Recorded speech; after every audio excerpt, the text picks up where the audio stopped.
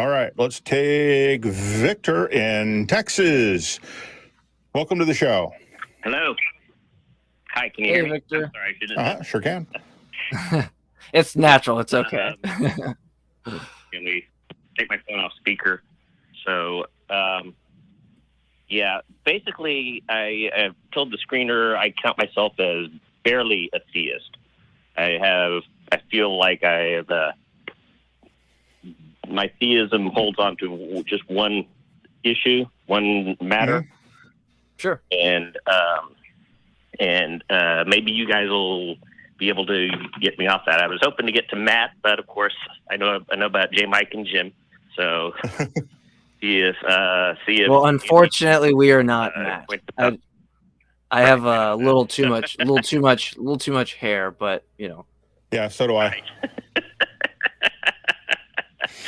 Yes. So yeah, my theism is I don't count myself as a Christian. I don't care for the Bible. I certainly don't consider it to be the Word of God. But there's just one point. I accept the idea that it's possible that the universe could come into being without having an intelligent creator, and I think there's hordes of indications that the universe is not intelligently designed. So I don't get to that, but I think that our sense of morality is something I can't quite explain. I'm familiar with Matt's concept of the word's blanking out on me. Well-being, right?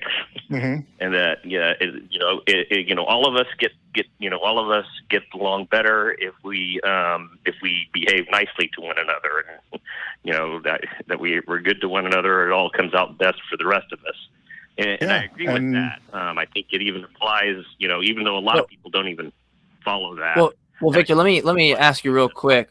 What's specifically the moral part of it that's got you hung up? And then, are you like just a general theist or a Christian, or like a Muslim? No, I'm not. I don't count myself as a Christian. Cool. Because it helps for clarification in terms of when we talk about what's moral. Sure. Mm-hmm. Yeah. So because there'd be a different type of conversation. Caring for others. To me, sure. The key thing about morality is the idea of caring for others. And sure, I understand that within a community we can all care for one another. And that makes sense, and you don't need to have a God concept for that. Right. But we see in the natural world, especially among social species, we see almost every element that we would want to consider to be moral. There are experiments that have been done, and if you Google rats and morality, you should get to these experiments where they have shown that rats will risk their own lives to save other rats they've never met, and rats they will not be rewarded for saving. That if a rat realizes that by pushing a button it normally gets him food, it also injures another rat, they will stop doing that. And that's just rats.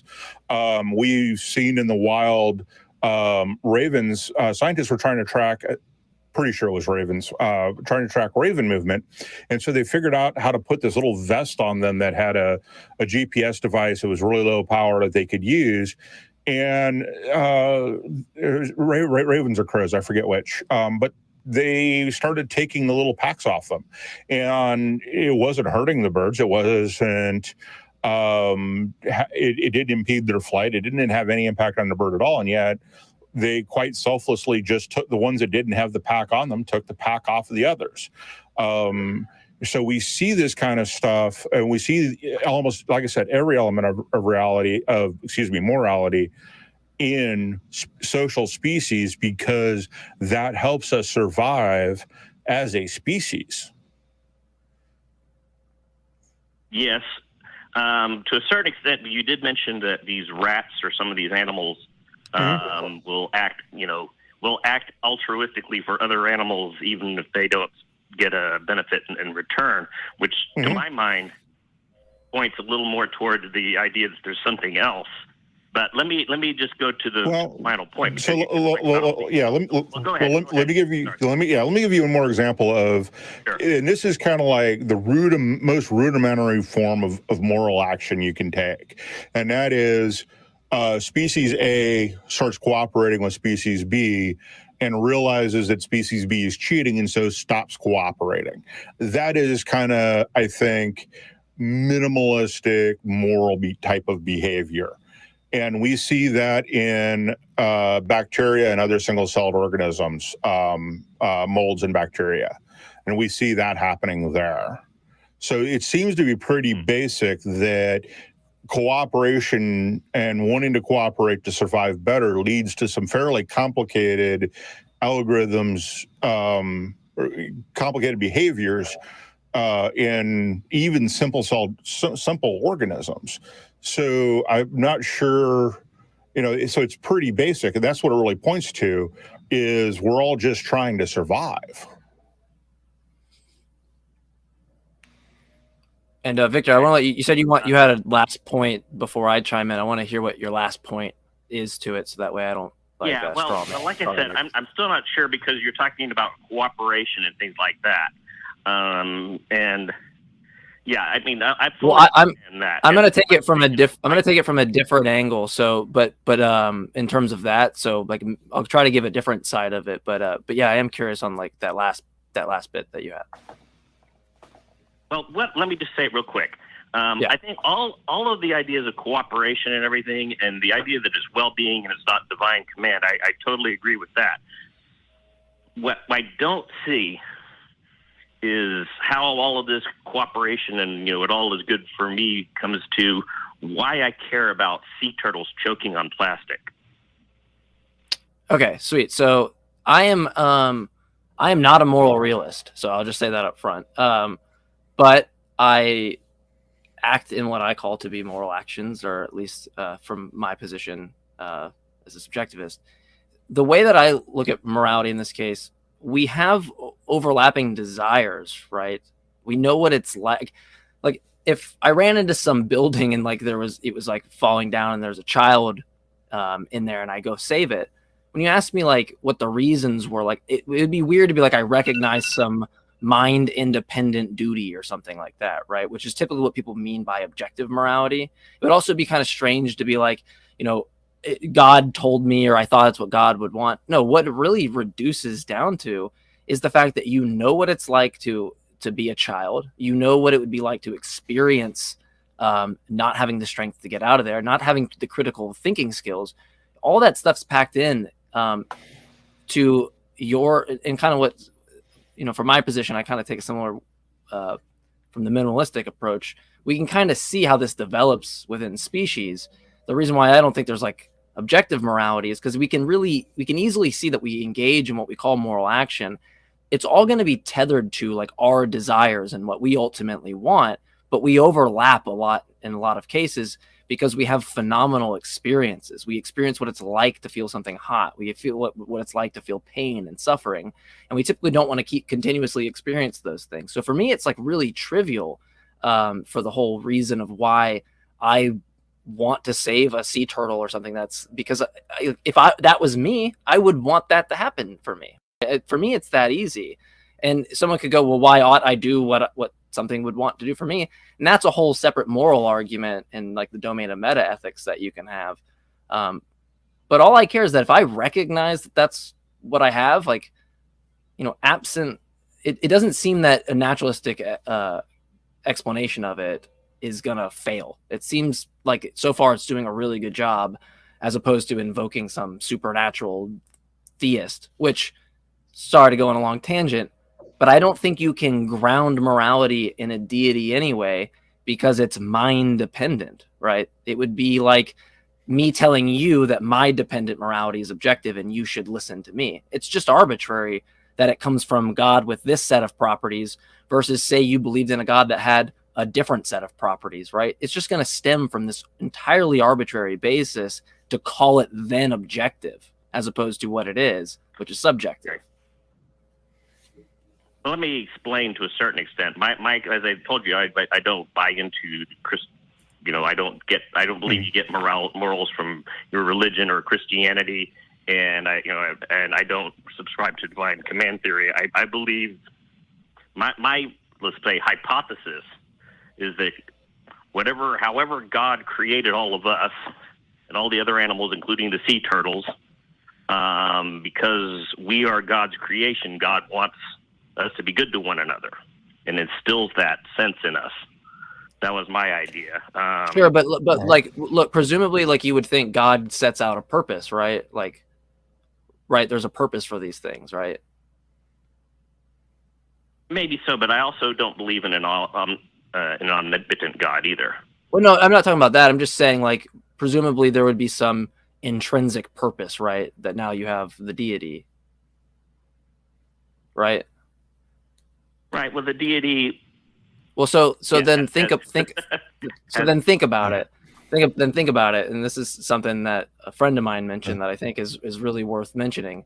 If there's like a purpose, right, and you're wanting to go from the God perspective, it's going to be the case that the evil action should be done if everything had a purpose. So it's going to be really vacuous what you mean by good and evil. If it's just the case that, like, if everything in the theist domain, and this is just if you hold to the God giving purpose or a plan to things, then all the things that shouldn't happen, we should actually do because it's for a purpose. So, like, the whole concept of evil is just vacuous from my perspective, right? It's just going to be part of the really purpose. Go according to the concept of evil. I go by the concept of well-being. Well, but you're saying that God wants us to be well-being. That is to have well-being. That is divine command theory. You're saying it's because God told us so, which is divine command theory, and you're saying that is good. And so, well, I mean, yeah, if the ultimate source of morality is God, then it is divine command theory, right? Well, no, because I like I said, I don't believe in an omnipotent God. I believe that God. I'm not saying he's omnipotent. Within limits. Yeah, I'm not saying he's omnipotent. There's a greater indifferent totality of reality outside of God, and God only operates within that, is my concept. Right, I'm not saying that. Yeah, I'm not saying God is omnipotent. I'm saying that if you say that the reason that God wants us to be moral, and by moral you mean to support well-being, then you're saying it comes from God, which is the definition, if I'm not too incorrect, the definition of divine command theory. Yeah, I mean, do you think it's good? Do you think it's good? My idea of divine command theory is that what is good is what God says so. Well, sure, but God says so or God designs it. Yeah. The God says that men shouldn't have sex with men. You know, regardless. Yeah, but it's going to be so. It's going to be. And I think Jim is trying to get to this point. Is that, like, it's not going to matter if it's in virtue of the command or in virtue of, like, the nature or properties. Right? It's going to be arbitrary and it's going to be subjective. And one of the worst, like, at least the issue for me, I guess we could just paint it in this question: is it good in virtue of the properties that God has or not? Right? If it's not, then it's good, like, independently, right? But then it's just good independently. You don't need the God, and then you don't need the God. So, like, the whole hang up that you have for the moral argument getting to the existence of God, if it's just independent of God, you don't need the God. You have it's something that's sovereign over God. You wouldn't require that. You just have kind of like this, like, hangnail for no reason that you need to clip off, right? Like, there's no reason for it to be there. If you're saying it's good in virtue, because there's only two ways to look at this, and I think this is the best kind of way to pan what Jim and I were saying, but mold it here now. That if you're saying it's good in virtue of the properties God has, and we'll drop the commands, just the way God is, right? Then it's going to be subjective, because it could be any other set of properties, and then whatever that God's properties are determines what the good is. Clearly vacuous, clearly arbitrary. Now, if you say no, which is a true dichotomy, it's not good in virtue of the properties, right? Then presumably it's going to be independent of God. And if that's the case, you don't need the God. So it just seems like in either case, it's not a good option. I still have a hard time seeing that we should care for something as distant as sea turtles. Well, so here's kind of the. Go ahead. And my actual concern stems from the idea that that there are people who will say they are sea turtles. Why should we care? And then there are also people who will say they're Afghans. Why should we care? So, right. Right. And so, yeah, and here's kind of my response to that. Seems like it's explained by the brain almost.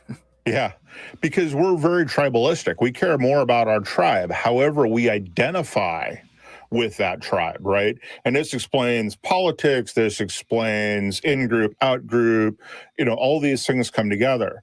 But once you realize that your tribe is not your city, and your tribe is not your immediate family and friends, and that your tribe is not your state or your country, but your tribe is every human on the planet, it begins to change how you look at things.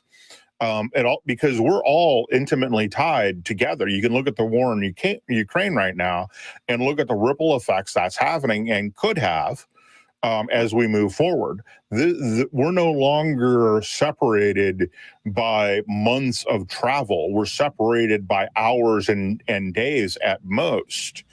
And so we care about what happens in Afghanistan. We care about what happens in Ukraine because that could also happen to us. There's nothing stopping Putin from rolling through the rest of the NATO countries and eventually getting here. And so we want to stop that kind of thing as early as possible. When it comes to things like sea turtles and the ecosystems, then again, looking at it from all humans, every time we cause a species to die out before their time, we cause direct harm, and eventually we're going to fish out the oceans, and eventually we're going to completely deplete all of our ability to grow anything, and also destroy the oceans through way too much fertilizer going downstream like we've got in the Gulf right now. So the reason we should care is because that will affect us. You don't want gas prices going to $5 an hour or to $5 a gallon. Don't support war. Actually, I do want gas prices to go up so people will stop using gas. But that's a whole different conversation, right? But even with that, I mean, is that the most moral thing we could do? Because the counter argument to that is the people it's going to hurt the most are the people who can least afford gas, who are barely affording gas to get to work. Right? I mean, so that's part of my idea, that, but, that's getting off the topic of my, well, I think you're actually getting some good points there as to why actual morality matters, which might be finally getting me there. I'm still a little uncertain to the idea that our, I mean, do you think it reduces to your experience? Well, here, Victor, do you think if you were to ask, like, does it reduce to your experience or not? Reduce to my experience. Yeah, when you take like a moral claim and you look and you go, wow, I think murder is wrong. Does that not ultimately reduce down to your experience of the world?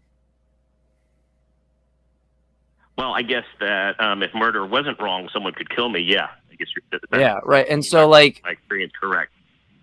Yeah, and so like it's like I don't like even if that's off, like in terms of hey, that's deeper in our understanding about morality, or there's objective morality and it's some natural property in the world or something. I just still don't see the leap, because like I can at least reduce it down to my experience why I think X is wrong. It's going to ultimately just reduce to desires, things that I have. And, I can talk to Jim and a lot of other people. And I think like, 99 out of the 100 are going to be like, yeah, we probably shouldn't, go stab that person with the fork or something. Right. And that's a lot of it's going to be based on your experience. It's not going to say that it's objectively true, but it's just going to say you discover some values pretty quickly once, you're stabbed with a fork. Yeah, I wouldn't take like the full on approach that it's objective in that case, but there are still a whole lot of people out there that will say, we shouldn't care about, what happens to all these other animals and even, like I said, distant people. And I personally, yeah, and that would be explained by the brain. I mean, like some people have an inability to like have empathy, right? And some people are psychopaths. There are people that will do an action and then not have any like remorse for it, even though maybe they find God later or something, and then they can acknowledge it was a wrong action, right? There are people like that. Right. And that actually leads more to... I think it gets to just failing. Yeah, but that's more what we'd expect to see if morals were a natural phenomena of surviving. We would not expect to see that if they were written into our hearts by some God. Yeah. We would not expect to see psychopaths. We'd expect everybody to have the same set of morals, and that is not what we see in reality. Right? Yeah. Well, again, I don't know why God's law would be tripped up by matter, Right. Like I said, I do not believe in the omnipotent God. I believe that God's power is so diffuse as to only affect, and still whatever the case, only a small portion of humanity are psychopaths. But you also don't have to be a psychopath to say they're only sea turtles. We shouldn't care. So. Because I still want to be getting all my plastic, and I don't want to have to recycle. So, well, I think you make a good. We all have our sense of what we should do, and we all fail at it anyway. Yeah, well, yeah, it's a good point. Yeah, I know what I should or ought to do, but I was actually going to bring up the fact that like I think the should and the oughts is the hot button in morality and meta ethics, and the distinction is going to be like if I say I ought or I should do something, like ultimately something. Why do you think that's wrong? Like, because I think it's wrong, because I know what it's like to experience. That's a much better reason to me, to extend that out, that I can swing my fist knowing that it's going to hit Jim in the face potentially, and he's not going to like that. And then I go, well, I wouldn't like that either. Seems like a way better explanation than like, yeah, it was written on our hearts by a God that has some set of properties that could be different.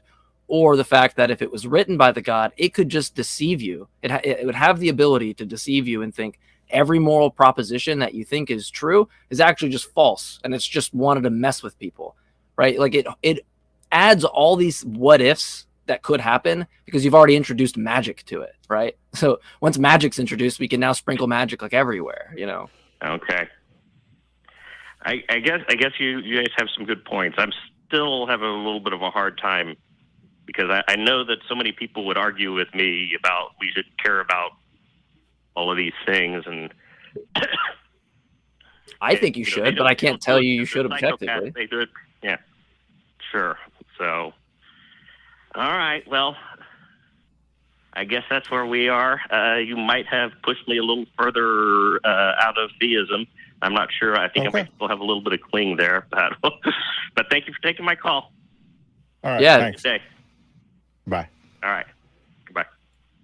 Yeah, one of like the most important things, like when I talk to people and they're like, yeah, I still got to think about that. Like the one thing I always want to put at the end is like, don't take my word for it. Me and Jim's word for it. Like, go keep doing your own. Because like that, what would a con man or someone, not do that, right? Like who wants you to really buy into it for some motive, right? It's like,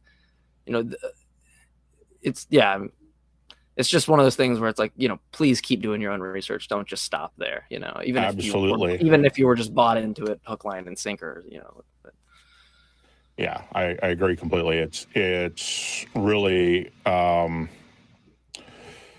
really important that you figure out for yourself where that's coming from and look at everything yourself as much as you can. There's some things like quantum physics.